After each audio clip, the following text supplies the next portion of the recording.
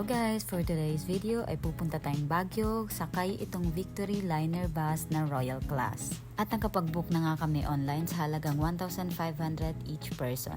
At dahil galing nga kami sa Makati ay pumunta kami ng Victory Liner Pasay Terminal. Ang duration pala ng travel namin ay nasa 4 hours to 5 hours kasi wala itong stops.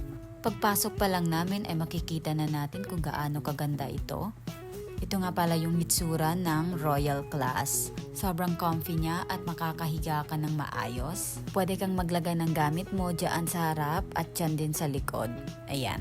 I suggest na kunin ninyo ang Royal Class kung gusto niyo ng mas komportable, lalo na sa mga taong hindi sanay sa long travel. I suggest itong Royal Class na ito ay para sa'yo. Huwag kayong mag-alala at may kasama na itong blanket at snacks. At may kasama na pala itong CR sa pinakadulo ng bus. At huwag na kayong mag-alala at pwede kayong gumamit anytime. May curtains na din for your privacy.